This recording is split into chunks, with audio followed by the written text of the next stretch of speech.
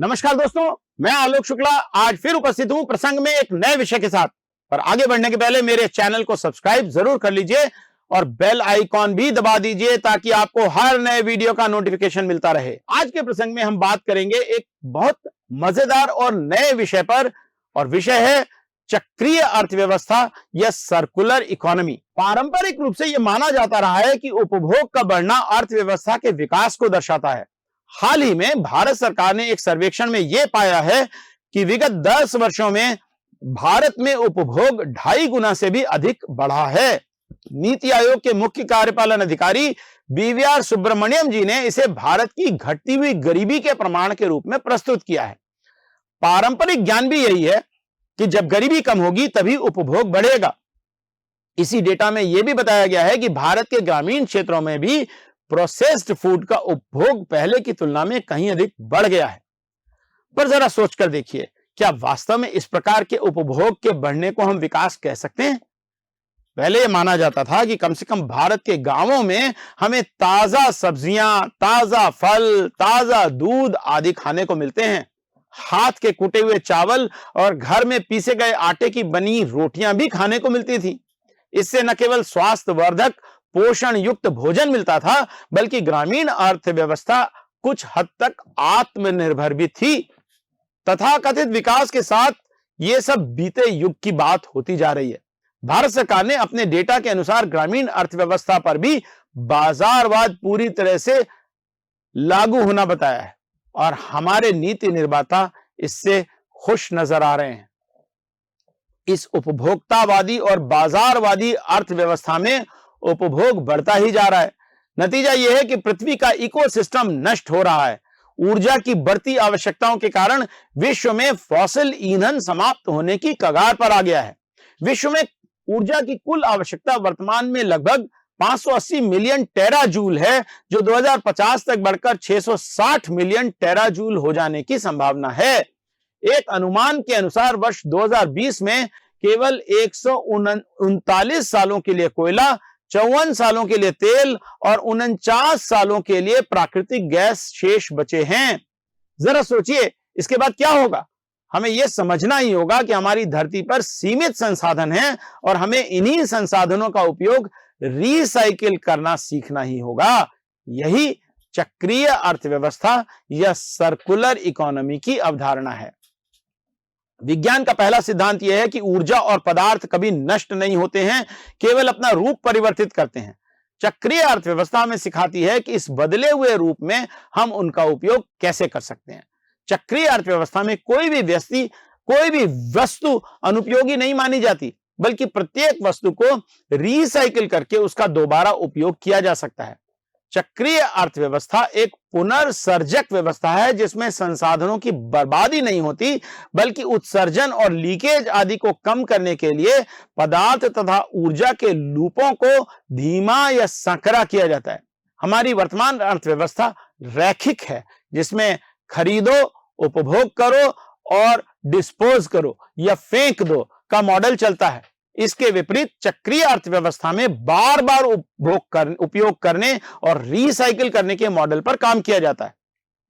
1938 में स्विस वैज्ञानिक विक्टर शॉबर्गर ने सर्वप्रथम अपशिष्ट प्रबंधन के लिए चक्रीय प्रणाली के उपयोग का विचार रखा था।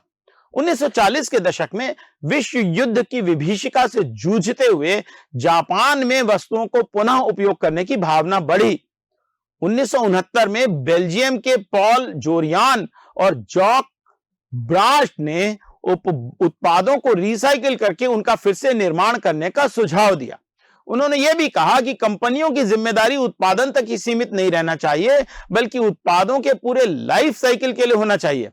1970 के आसपास वॉल्टर स्टेहल ने यह कहना प्रारंभ कर दिया कि यह एक सामान्य समझ की बात है कि उत्पाद ज्यादा टिकाऊ होना चाहिए, जिससे उनका उपयोग लंबे समय तक किया जा सके। वॉल्टर स्टेहल को चक्रीय अर्थव्यवस्था का जनक माना जाता है। 1990 में थॉमस लिंक्विस्ट ने स्वीडन में उत्पादकों की विस्तारित जिम्मेदारी की अवधारणा प्रस्तुत की, जो उत्पादकों को उनके उत्पादों को पूरे लाइफ साइकिल के लिए जिम्मेदार मानती है। स्वीडिश उत्पादकों को अब नए उत्पाद बनाते समय पुनर्चक्रण बायोडिग्रेडेबिलिटी और पुराने उत्पादों को पुनः उपयोग करने जैसी चीजों को ध्यान में रखना अनिवार्य कर दिया गया है। वर्ष 2015 में एलन मैकआर्थर फाउंडेशन ने वैश्विक चक्रीय अर्थव्यवस्था का आह्वान करते हुए एक रिपोर्ट जारी की, जिसमें उत्पादों को पुनः उपयोग और पुनर्चक्रण के लिए डिजाइन करने की बात कही गई थी। इस रिपोर्ट का समर्थन दुनिया भर के 100 से ज्यादा सीईओ और सरकारों ने किया। उसी वर्ष संयुक्त राष्ट्र संघ के सतत विकास लक्ष्यों का मुख्य फोकस चक्रीय अर्थव्यवस्था को रखा गया।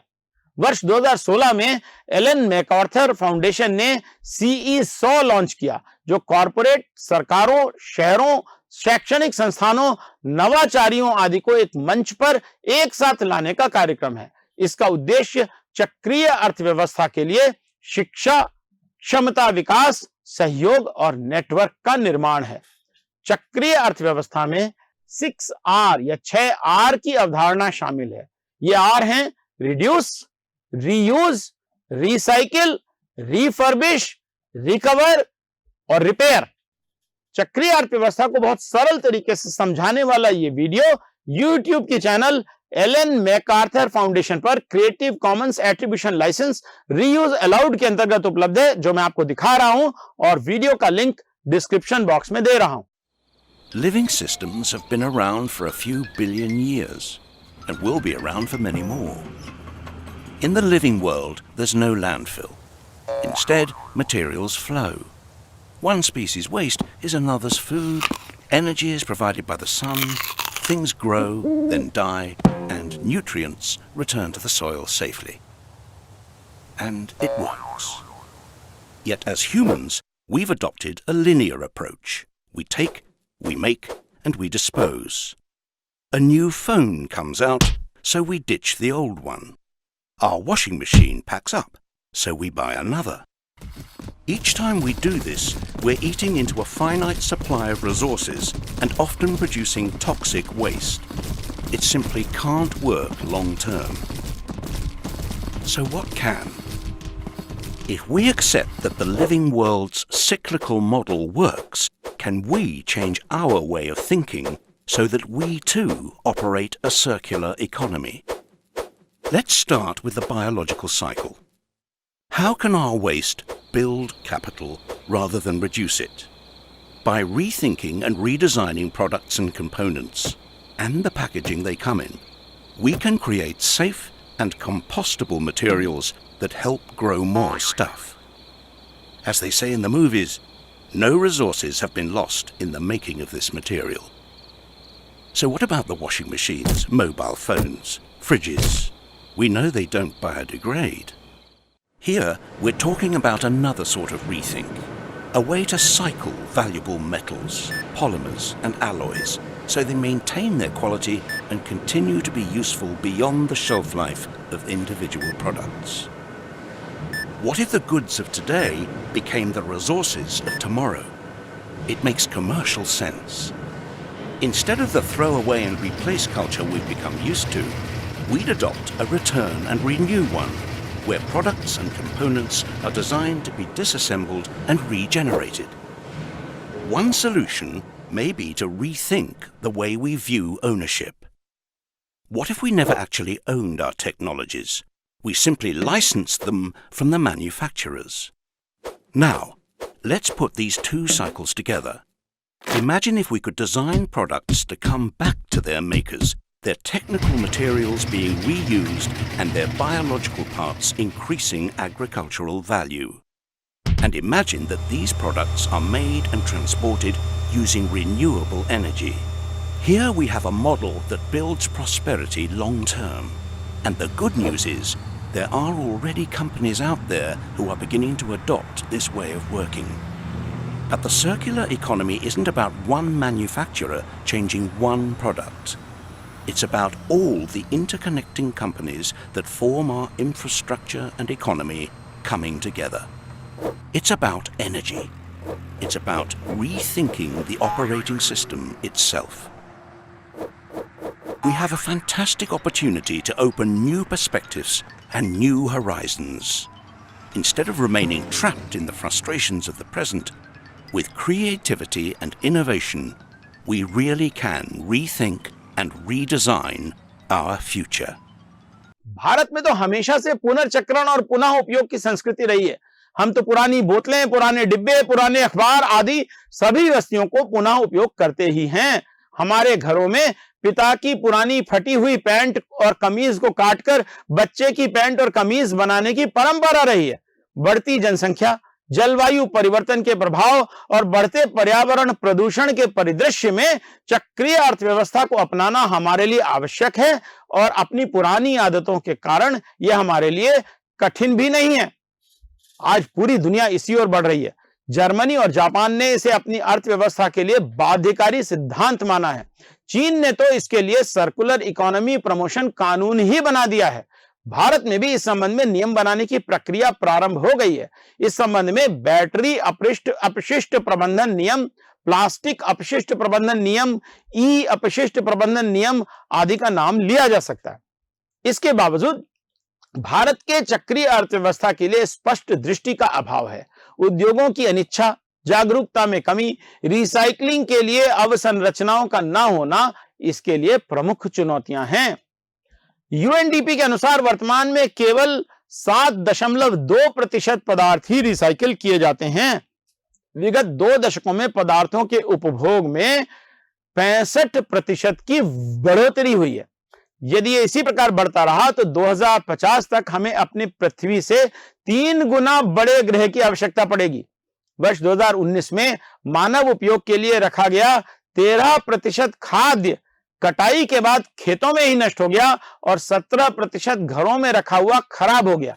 यूएनडीपी का कहना है कि वर्तमान में ग्रीन हाउस गैसें 70% उत्सर्जन पदार्थों के एक्सट्रैक्शन के कारण होता है और इसीलिए हमें पदार्थों के एक्सट्रैक्शन और उपभोग को कम से कम 1/3 तक कम करने की आवश्यकता है। यूएनडीपी के इस आलेख का लिंक मैं डिस्क्रिप्शन बॉक्स में दे रहा हूं। चक्रीय अर्थव्यवस्था के लिए अनेक नवाचार वर्तमान में भी हो रहे हैं। उदाहरण के लिए अपशिष्ट से बिजली का उत्पादन, वेस्ट प्लास्टिक का विभिन्न उत्पाद बनाने में उपयोग, सड़कें बनाने में उपयोग, यहां तक कि मकान बनाने में भी पुनः उपयोग, कपड़ों, कपास, कागज, मेटल, कांच आदि की रिसाइकलिंग, प्लास्टिक की बोतलों के स्थान पर कांच की बोतलों का उपयोग जिन्हें फेंका नहीं जाता बल्कि फिर से भरकर दोबारा उपयोग किया जा सकता है, कचरे से कंपोस्ट बनाना, बायोगैस का ईंधन के रूप में उपयोग करना, बिजली बनाने के लिए उपयोग करना, शहरी कचरे से बिजली का उत्पादन करना आदि, ये सारे नवाचार आज किए जा रहे हैं। YouTube की चैनल वाटर रश पर creative Commons attribution licence reuse allowed के अंतर्गत उपलब्ध वीडियो में देखिए कि किस तरह से जॉर्डन के शहरी कचरे से बिजली का उत्पादन किया जा रहा है। वीडियो का लिंक मैं डिस्क्रिप्शन बॉक्स में दे रहा हूं। The Al-Gabawi landfill near Amman is the biggest of its kind in Jordan. It serves the capital and 10 other major cities. The landfill receives about 4,000 tons daily and receives about 700 tons of extra trash during Ramadan and during feasts. As the rubbish pours in, it's covered in sand and pushed into mounds, but lurking underneath is a climate killer. The rubbish produces methane, which has a shorter lifespan than carbon dioxide, but as a greenhouse gas is 21 times more powerful. Rather than let the gas escape, it's captured in capped cells and used to produce electricity. This project is not only the first this kind of project in Jordan, but is the first, as far as I know, project in the Middle East on this capacity. The gas is piped to an on-site power station and burned. The electricity is then sent to the national grid, providing enough energy to power 6,000 homes.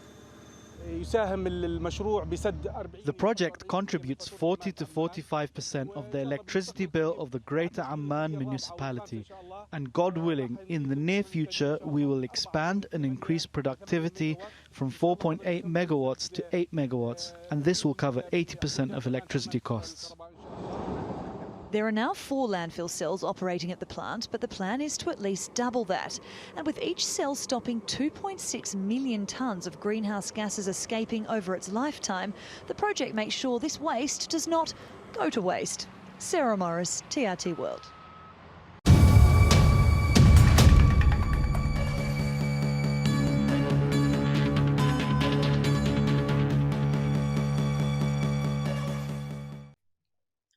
वानुताउ नाम का एक छोटा सा द्वीप 59% चक्रीय हो चुका है।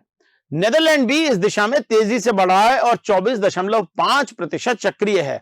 ऑस्ट्रिया 9.7% चक्रीय है।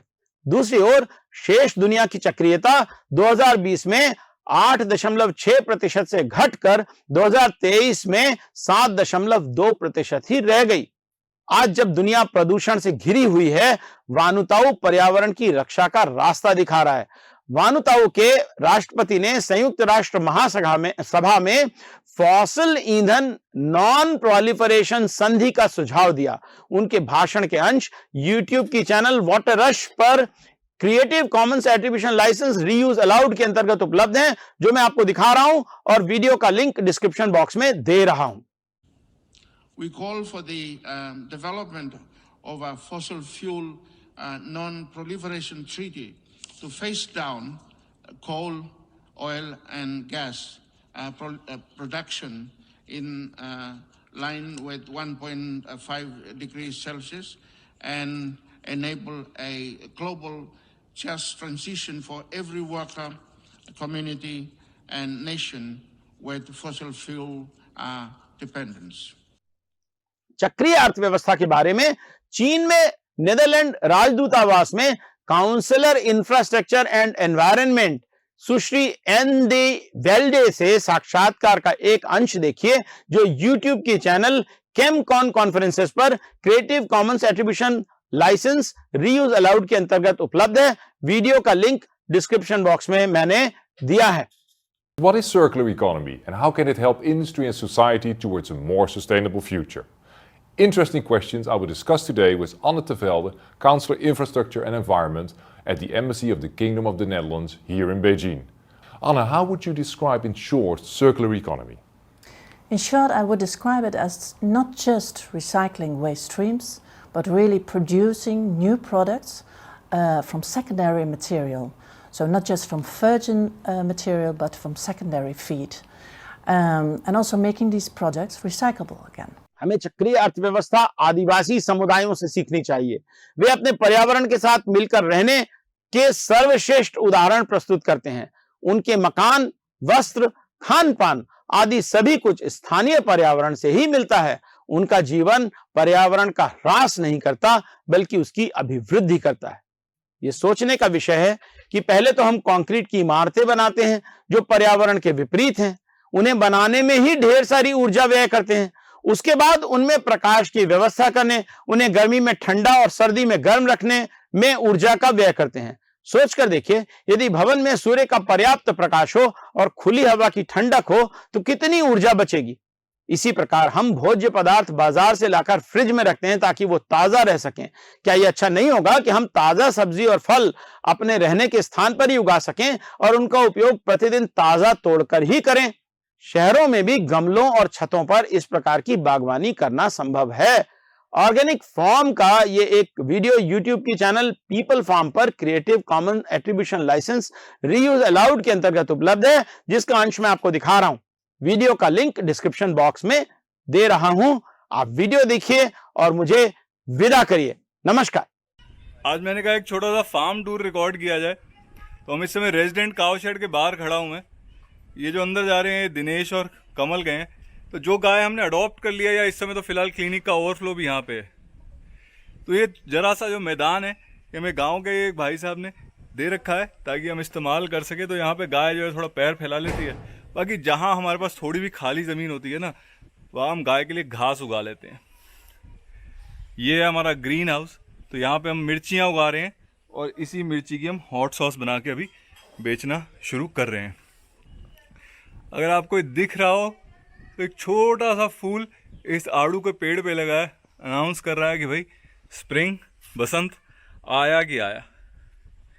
ये हमारे मौसमी के एक दो पेड़ लगे हैं। पंजाब में एक्चुअली हमारे एक घोड़ा अडॉप्ट हुआ था, तो वहाँ पे उन्होंने हमें ये पेड़ जो है गिफ्ट दिए थे। बाय द वे यहाँ पे मैं खड़ा हूँ, मैं आपको ओरिएंट कर दूँ। मैं खड़ा हूँ बंगलोज़ के सामने। तो ये हमारे मड बंगलोज़ हैं। अब ये जो बंगलोज़ हैं ये हमने बनाए तो फार्म स्टे के लिए थे कि भाई हमारी एक एडिशनल इनकम हो जाएगी, पर हमारी टीम इतनी बढ़ गई है और भारत के हर कोने से आके लोग जुड़े हैं, तो अब ये वो लोग यहाँ पे रहते हैं। और बंगलोज़ के सामने ये जो खेत है ना, इसमें हम सिर्फ गाय के लिए घास उगाते हैं। तो वैसे तो बाहर भी हमारे पास कुछ एकड़ हैं जो गांव में लोगों ने हमें दे रखे हैं, पर हम यहाँ पे उगानी शुरू कर देते हैं क्योंकि वहाँ तो लोगों के साथ चलना होता है। तो जो बीज हम बचाते हैं, जो हम घास उगाते हैं, उसका बीज भी हम यहीं बचाते हैं।